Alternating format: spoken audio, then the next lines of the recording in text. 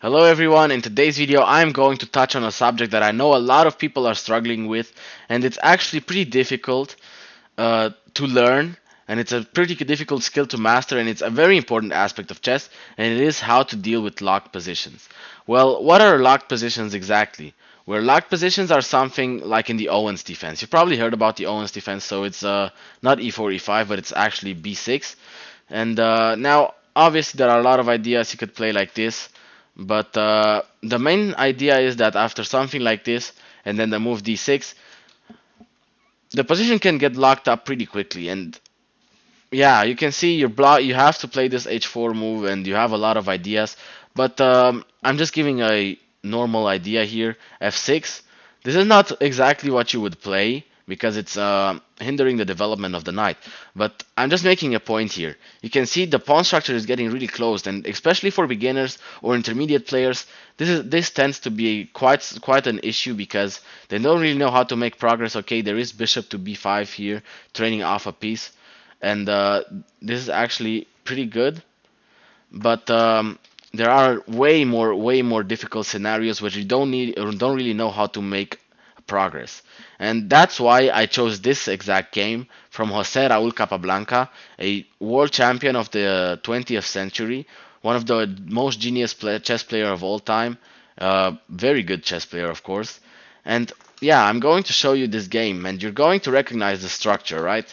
Okay, so we get the Queen's Gambit, and this is actually a Slav. Still a semi-Slav, it could get into the full Slav, but wait, I'm sorry. Okay, now we get the full Slav, and now we get this move by Jose Raúl Capablanca. And yeah, we trade off the bishops, and even though I've said before that you can trade the bishop in the other variation that I just showed over here, but it's not always about trading the pieces. The fact that the pawns are locked and the pawns can't make advancements, a lot of moves won't be really obvious. Especially after you trade off the bishop, where do you really put your pieces and start an attack? Okay, you could start with the pawns, but it doesn't really matter at that point, right? And you're going to see it very quickly here because this is going to be a very locked position. And if you know about the Stonewall attack, it's very similar to the Stonewall attack at some point. And we can see a lot of preparation moves. People are preparing, and of course, you can see these pawns are locked. No one is going to trade over here. This could be potentially bad. Maybe we can see a trade, but I'm not exactly sure yet. Obviously, rook to b1 to play b4 in the future as well. We could see the move c5, which is met by b6 instantly. Yeah, this is going to cause a lot of pawn breaks over here, and that's not going to be exactly good. But the point I'm making is that the position is going to get locked up very quickly. And after something like this, what are you doing? Like, where do you place your knights? Every piece is on the board. Just a bishop got traded, and that is somehow difficult for people. Okay, so we get this move, knight e5. We get knight to f7 by his opponent, Karel Treibal. And now we see the Stonewall structure. You know the Stonewall attack. I don't know. It's sort of the London, but you play this move f4 in order to place the knight over there. Like before developing the knight, you play f4, and then you develop the knight in order to place the knight here. And after a trade, this can be really annoying for the opponent, even though you kind of got the exact same thing going on over here as well. So let's see what happened in the game. They developed the bishop. Okay. So we get this move knight to f3. This move knight to f3 obviously reinforces this, and the knight here would be a really strong outpost. I'm precisely sure we won't see a trade. And this move before that, I said this is going to be a preparation move, and why you put the rook there first? Well, the idea is that you could do it the other way around too, but you were kind of waiting to see what the opponent is doing, right? So we get a lot of preparation moves, and we're going to see a very locked structure if this move gets played. And it's going to be insanely hard to make a lot of progress here, right? And the idea is that here, if we ask Stockfish, c5 is not even an option. And here we see the real genius of Jose Raúl Capablanca maneuvering the pieces. We know he's a very positional player, and positional player means he knows where to place the pieces correctly for it to be advantageous for him, right? And we have queen to f2. What does queen to f2 do? Well, we get takes in the game, takes back, the knight is very strong, and we're gonna probably see another knight trade. But now the knight comes back. Wait, what? You don't want this pawn structure? Well, this pawn structure really could be interesting because let's say something like h3, which is a completely unnecessary move, but I just said it. This pawn structure could be good for you, but you're getting overrun pretty quickly, right? And even though before that, this was the point of the stonewall structure, you have to be careful. So we do get knight to f3, not allowing the trade. And now this is a completely locked position, as I've told you before. And now the masterpiece begins. You have to be careful here because I'm going to explain it to you, but you have to pay attention. Okay, we maneuver the knight. Obviously, if you are looking from black's perspective over here, it's pretty difficult to decide where to put the knight. But it becomes straightforward the moment you realize if you put it here, you have nowhere to go. You cannot put it here because you're going to lose the knight. And here you again have nowhere to go. Moving your bishop around would probably be okay too, but you kind of want to make that progress. Because you're gonna get overrun yourself pretty quickly as well, and the white would open up the position and attack you on this side of the board too if you aren't careful enough. So obviously that's why he moved the knight, and then we see white attacking on this side of the board. Again, it could become a very locked position if we get this, and then I'm not exactly sure how I would play that position. I would have to take a longer think actually, but let's see. We get black making some advancements and attacking, of course. And then we get this move, queen to f2. Queen to f2 is placing the queen on another diagonal and obviously dodging away from the attack. And you can see this diagonal is now getting pretty strong. We couldn't get here because we couldn't get a5 anymore because this would be an idea. And now opening this up, I mean, obviously you cannot take. But before that, you could actually argue that this could be an interesting move. And yeah, it requires further analysis if this move is good because you're getting pressure over here, and you would have to move your bishop around really fast because after something like this, let's say the queen wants to triple, and you really have to be careful over here. But this position would actually be pretty okay. It is pretty difficult, and Stockfish might find a way, but it is very difficult to make progress here. Of course, if you're a GM, you've probably played this before, but now let's jump right back into the game. And a lot of ideas are pattern recognition, and the reason I'm showing you this because in a lot of locked positions you're going to have the same idea. The knight was here, and now you're making progress with the knights. Knights are the best in locked positions. You see, the bishop is completely useless, and even if it was a dark squared bishop, what would it do? It would have no purpose, it would serve no purpose at all. If black here had two knights, it would be way better because let's say you have two knights, you had one here and you had one here. You maneuver the one around and then you're going to maneuver the other one around. And if white doesn't successfully trade the knights for the bishops, your knights are going to be killers. So yeah, we see another knight maneuver, and here the purpose of this move is that we may see a pawn break finally. So we get h3. And then Jose Raul Capablanca, of course, is a genius, and we're going to interchange the perspective as well now, because as I told you, decisive pawn breaks are important. As you can see, and you have to be careful now, and this is the moment that you're going to learn something, you have to make the right pawn breaks. Well, how do you learn to make the right pawn breaks? Because you could make the wrong one and your king could land and could get checkmated quite easily, right? Okay, we get h3, a preparation move obviously before. Knight back, this was what happened in the game. And how do you know if g4 is the right move or not? Well, you have to analyze it pretty quickly, right? Okay, g4. If he takes, massively better for you. You take back, you bring your king over here in order to stack things up on this side of the board. And this is just a straightforward move, right? Let's say a random move. Bringing your king, okay, Stockfish says this. I would have played this, but it sort of blocks the diagonal of the queen, and it makes sense actually. So this, and now you're going to stack up pieces over here and overrun the opponent. And if you ask Stockfish, this is plus 2.5 for white. So obviously taking is not an option for black. Okay, so this is the first sign you know that a pawn break is important and that it is good. Because if black cannot really take, then you know it doesn't really hurt you that much. The king could always hide in that corner if it needed to, right?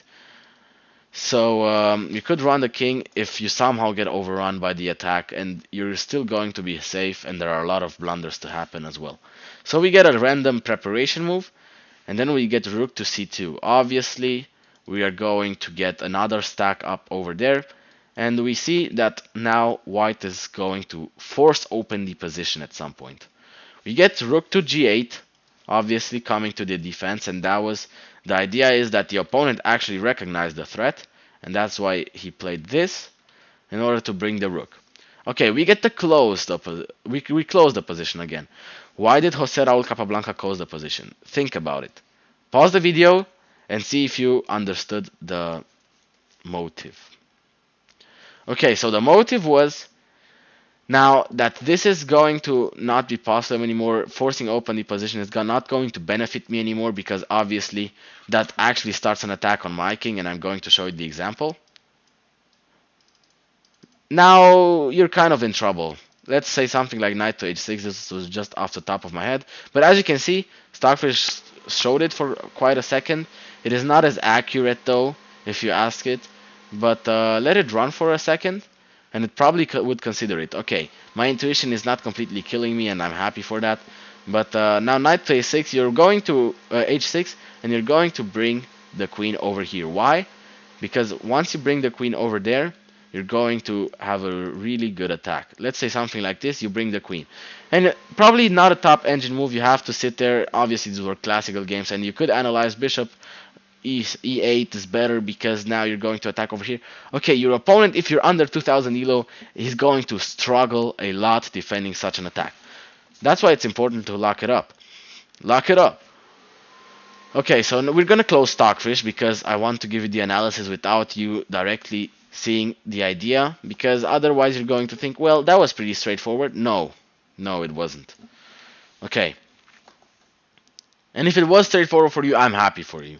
But now what is the idea? Well, I told you, you have to make advancements anywhere else. Decisive pawn breaks. This pawn break was no longer good for me. Okay, what do?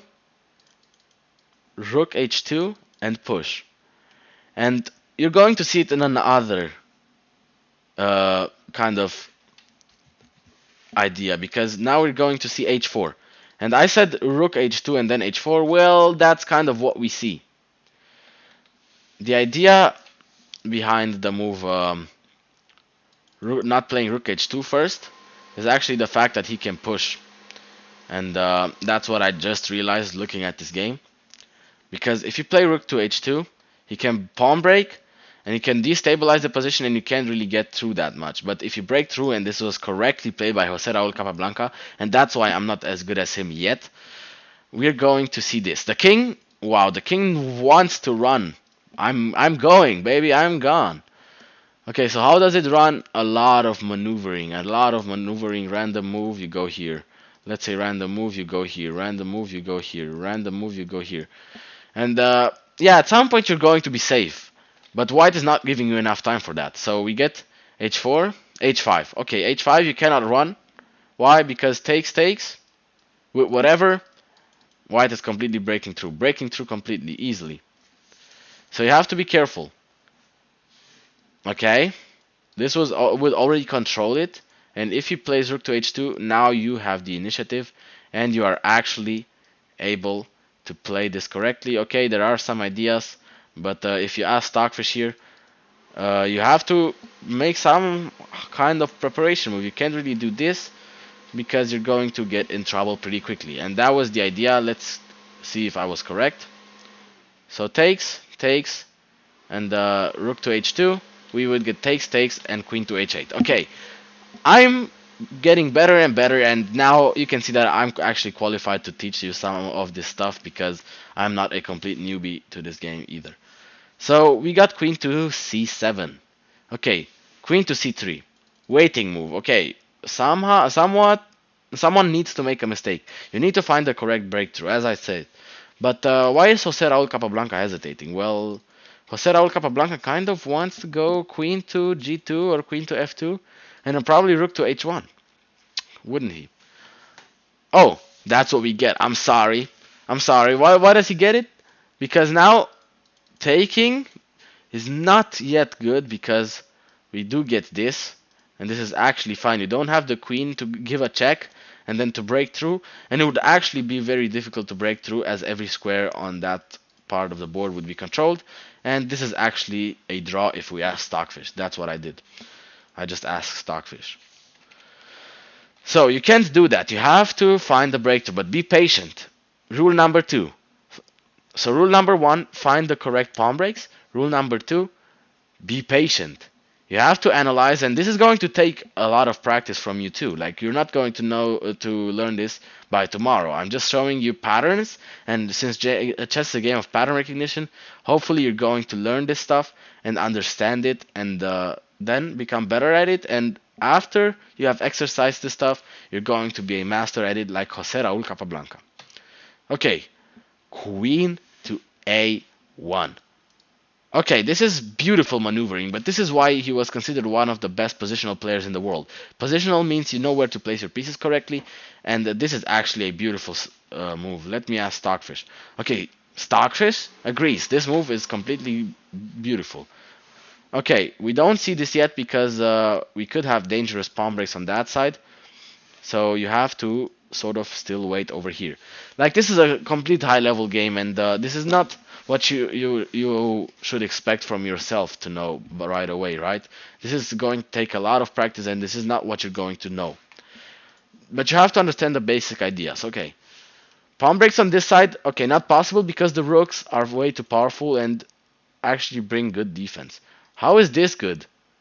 Oh, you're knocking on the door on this side. Well, not exactly, not exactly. Takes push. Why is this push? This in-between push is so beautiful. So beautiful, because what I just did was a complete mistake. Let me show you what I just did. I just said rook to a1, right? Okay, what does rook to a1 do? It runs directly into this. And then obviously you're not really going to have that much initiative going on, and you're going to see pawn breaks over here, perhaps. And that's actually going to give you quite some trouble, because now the open files are going to be controlled by the black rook, since your rook cannot come here first. And that's going to be trouble for you, right? So this move was inaccurate, so we get a6, h6. Why? Because now you can take, and the idea is that he cannot right away go here. So now obviously the opponent wants to go here. What do we get from Jose Raul Capablanca? Take a second and think. How would you attack the black position in this given moment? The move b6. b6 attacks the queen, and if you found it, great. Good stuff, bro. Okay, so we get queen to b8, and you can see sort of the structure with the right pawn breaks, and it wasn't really the right pawn breaks, it was the right pawn break. And this is obviously a genius example, and I'm repeating myself here, but you don't have to expect this from yourself. You just have to understand that at any given moment there are right pawn breaks, and you have to be careful enough, because now obviously black wants to trade, and he is on the defensive part. As you can see, white has actually made a lot of advancement, and if white gets rid of this pawn, it is game over. There is absolutely zero chance, and there are a lot of sacrificing ideas over there too. Like, let me give you an extreme example. Something like this could get you suited up pretty quickly for a bishop sack, because if takes, you're going to break through at some point, right? This is not precise, and this is not completely calculated through, but it's just an idea that you often see.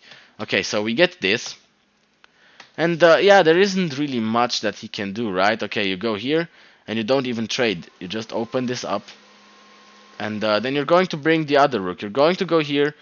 You can see black was completely shut down. He can't really make progress. The game is actually kind of over.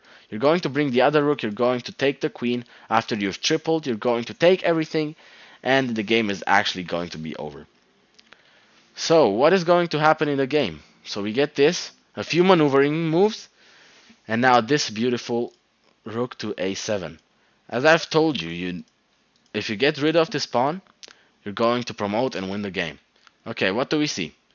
The right maneuvering, which I just showed you, beautiful. You bring the rook, you triple stack, like I just told you. Okay, and now we get here. Okay, this is complete grandmaster stuff. Bringing the king here, because then the attack on your king is going to be, if anything happens, it's going to be more difficult for you to get there, and also you're strengthening. It's going to be more difficult for you to get attacked, and also you're strengthening this structure over here, which isn't really in trouble anyways. So we get this queen to a1, and it's actually pretty difficult to make progress. We get a few maneuvering moves, and now we see the knight that is going to target that pawn. And we're going to see the bishop at some point. I'm not sure. I haven't actually checked this game. I've got this recommended by a friend of mine, because the friend of my friend has actually taken the stuff, and he said, I've told him that I want to record a video about lock positions, and he told me, well, take this game. This is a genius game. And I'm just making assumptions, and I've showed you before this move bishop a6. Maybe we're gonna see it. Oh, I'm sorry. Bishop a6, and the sacrifice is truly beautiful. And yeah, the triple stack on that pawn is completely unstoppable. You have to give this up, and now you don't even trade. This was another beautiful sacrifice. Jose Raul Capablanca, not only a positional player, but great tactical genius as well. But this wasn't actually that difficult to see. You get a random in-between move. You're going to take, and you're breaking through, and you're winning the game. And yeah, this is a longer video. This is 20 minutes, over 20 minutes now, and I hope you have understood quite the ideas. And let me go back to the Owens defense, right? We get this move f6. Okay, the right pawn breaks. Where would be the right pawn break? Okay, we get this. And how do we create the right pawn break? Okay, so you could play rook to g1, and rook to g1 is a strange move, but that's why I'm showing you patterns. Rook to g1 is an idea to create a pawn break over here. Because if you play rook to g1 and you see the development of black is actually lacking, you're going to quickly play this move g4. And you can see Stockfish is agreeing with me to some extent. Okay, developing the bishop may be better in some universe, but you're going to play the move g4. And yeah, this is a more aggressive approach, but quite easily you're going to find a breakthrough. And then what happens? Well, you get kicked out, you go in here, and you have found the right squares, right? So it has to, you have to think about it real quick. Okay, you go here, this happens, and yeah, you can play something like f4 pretty fast. You do have to be careful, and yeah, queen to g4, and this is the idea. You have to find the right breakthrough. And how is this going to happen? Well, you need to learn the patterns, and the patterns, well, where do I have this pattern with rook to g1? Okay, let's ask Stockfish. Is rook to g1 an accurate move? Not really, but it doesn't really hurt my position either. If I look, it's still a drawn position from 0.2 advantage to 0.1, so it was a possible move. And where did I have this from? Well, this is actually from the, I forgot what the Najdorf, I don't exactly recall the name, but there is a Najdorf variation where this is, where you can play this. And I think it goes like, wait, we have this, and then we get the Najdorf. And do we get, okay, we get this, I think, and then rook to g1. Something like this. I'm not exactly sure. I don't really recall this. You develop the other knight, this, and then, yeah, freak attack. It was called the freak attack. And yeah, I have this pattern from over there. And even though it doesn't really make sense what I just said, because this pattern is a completely different story, you sort of see that you can push this pawn, which is an idea in the knight or freak attack, and by playing you're going to, oh, Stockfish, it's suddenly top engine move. So as you can see, these are attacking ideas that I've seen before, but you have to sort of try it out, play a game against your friends, play a game against a chess bot where you get a locked position and you try to maneuver your pieces around the correct way, and hopefully you're going to learn how to play it. And I hope after this video you learn how to handle locked positions more and better. And See you next time.